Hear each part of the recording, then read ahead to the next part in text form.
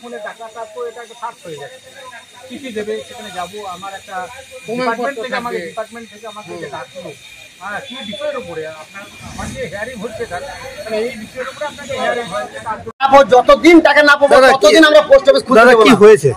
Post অফিসে আমাদের রাখা টাকা আমাদের পোস্ট অফিসের স্টাফে নিয়ে নিয়েছে সেটা, এবং আমাদেরকে বললো যে দিন 15 পর আপনাদের টাকা দিব, সবে টাকা হয়ে পর পর তাকে মাসে 3 মাস হয়ে গেল, এখন আমাদের টাকার কোনো প্রোগ্রামই নাই। অথচ আজ থেকে এসে জিজ্ঞেস করছি, বলছি আমরা জানি না।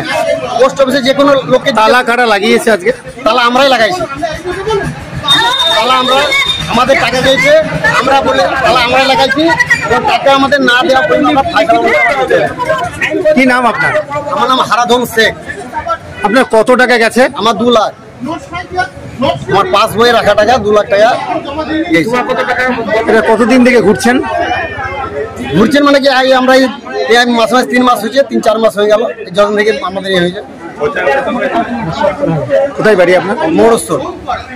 আপনারা দীর্ঘদিন ধরে টাল বাজনা করছেন যে কাস্টমারদের টাকা দিচ্ছেন না। প্রসেসিং চলছে, অ্যাডমিনিস্ট্রেটিভ এদের ওনাদের ডিসিশন যা হবে সেটা ওনারা জানাবেন, কিন্তু একটু সময় লাগছে। গ্রাহকরা কতদিন অপেক্ষা করবে আপনাদের? আমার অপেক্ষা করবে মানে আমার তো এখানে কিছু করার নেই, এখান থেকে সব কাগজপত্র, ফাইল যা স্ট্যাম্প ফ্যাম্প সব অ্যাডমিনিস্ট্রেটিভ। আজকে তো আপনাদের অফিস ঢুকতে দেয়নি।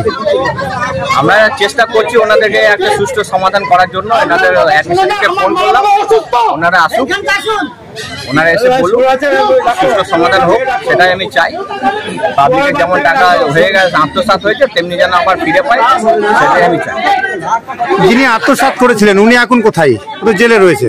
হ্যাঁ, উনি এখন জেলে, যা খবর অনুযায়ী। এখানকার যারা আপনার গ্রাহক রয়েছেন, যারা টাকা জমা রেখেছিলেন, তারা কি টাকার আশ্বস্ত করবেন আজকে? দেখুন, আমার তো কিছু করার নেই, আর আমার কিছু বলারও নেই। আমি তো চাইছি যাতে ওনাদের টাকাটা আবার ঠিকঠাক মতন ফেরত পান, সেটাই আমি চেষ্টা করছি। এই যে আপনাদের যে অফিস ঢুকতে দেয়নি, তালা মেরেছে, আপনি কি জানালেন আপনার ঊর্ধ্বতন কর্তৃপক্ষ? হ্যাঁ, ঊর্ধ্বতন কর্তৃপক্ষকে জানিয়েছি এবং ওনারা কথা বলছেন। জনপ্রতিনিধিরা একজন কথা বলছেন, এবার কি পয়সা